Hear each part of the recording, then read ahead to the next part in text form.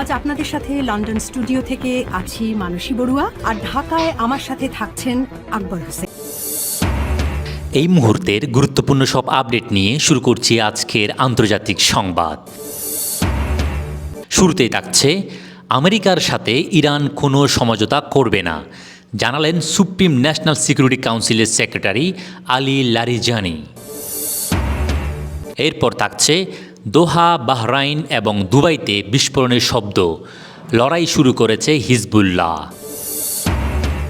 আরও থাকছে, যুক্তরাষ্ট্রকে সামরিক ঘাঁটি ব্যবহার করার অনুমতি দেবে যুক্তরাজ্য।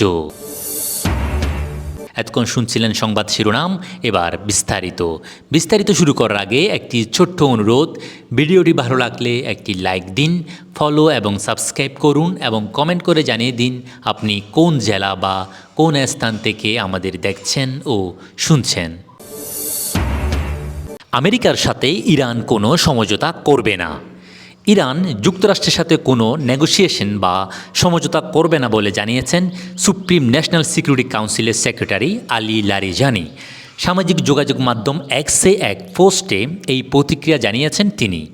ওমানের মধ্যস্থতার মাধ্যমে ওয়াশিংটনের সঙ্গে পুনরায় আলোচনা বসার বিষয়ে ওয়াল স্ট্রিট জার্নালের এক প্রতিবেদনের প্রতিক্রিয়ায় মিস্টার লারিজানি ওই কথা লিখেছেন, আমরা যুক্তরাষ্ট্রের সাথে কোনো আলোচনা করব না, এক্সে লিখেছেন মিস্টার লারিজানি।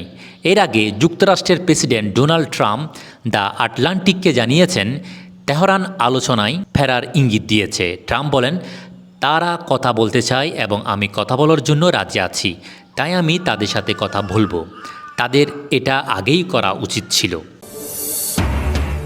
এদিকে দোহা, বাহরাইন এবং দুবাইতে বিস্ফোরণের শব্দ, লড়াই শুরু করেছে হিজবুল্লাহ।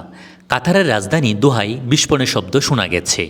বার্তা সংস্থা রয়টার্স এবং এজেন্সি ফ্রান্স প্রেস একজন প্রত্যক্ষদর্শীর বরাত দিয়ে এই সংবাদ প্রকাশ করেছে। দোহা ছাড়াও বাহরাইন এবং দুবাইতেও বিস্ফোরণের শব্দ শোনা গেছে বলে খবর প্রকাশ করেছে এএফপি। স্থানীয় সাংবাদিকদের প্রতিবেদনের উপর ভিত্তি করে তথ্য দিয়েছে। এর আগে সোমবার মধ্যরাতের পর ইসরায়েল তার ভাষায় লেবাননে হিজবুল্লাহ ঘাঁটি লক্ষ্য করে গোলা নিক্ষেপ করতে শুরু করে। ইসরায়েলের দাবি, তার আগে হিজবুল্লাহ তাদের দিকে রকেট নিক্ষেপ করেছে। সোমবার ভোরের দিকে লেবাননের রাজধানী বৈরুত সহ দেশটির বিভিন্ন প্রান্তে হিজবুল্লাহর লক্ষ্যবস্তুতে এই হামলা চালানো হয়। এদিকে হিজবুল্লাহ জানিয়েছে ইরানের সর্বোচ্চ নেতা আয়াতুল্লাহ আলী খামেনিকে হত্যার প্রতিশোধ নিতে তারা ইরানের পাশে থাকবে এবং মার্কিন স্থাপনা ও ইসরায়েলের উপর হামলা অব্যাহত রাখার চেষ্টা করবে। যুক্তরাষ্ট্রকে সামরিক ঘাঁটি ব্যবহার করার অনুমতি দেবে যুক্তরাজ্য। যুক্তরাজ্যের সামরিক ঘাঁটি থেকেই যুক্তরাষ্ট্রকে প্রতিরক্ষামূলক পদক্ষেপ নেওয়ার অনুমতি দেওয়া হবে বলে জানিয়েছে দেশটির প্রধানমন্ত্রী কিয়ার স্টারমার। সামাজিক যোগাযোগ মাধ্যম এক্সে এক ভিডিও বার্তায় এ কথা জানিয়েছেন তিনি। মিস্টার স্টারমার বলেন, উপসাগরীয় অঞ্চলে আমাদের অংশীদাররা নিজেদের রক্ষায় আমাদের কাছ থেকে আরও সহায়তা চেয়েছে।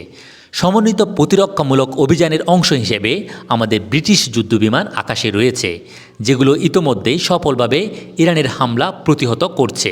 কিন্তু হুমকি বন্ধ করার একমাত্র উপায় হলো ক্ষেপণাস্ত্রগুলোকে তাদের উৎসমুখে ধ্বংস করা, অর্থাৎ তাদের সংরক্ষণাগারে বা যেসব লঞ্চার থেকে ক্ষেপণাস্ত্রগুলো নিক্ষেপ করা হয় সেখানে, বলেন মিস্টার স্টারমার। যুক্তরাষ্ট্র ব্রিটিশ ঘাঁটি ব্যবহারের অনুমতি চেয়েছে বলে জানান তিনি।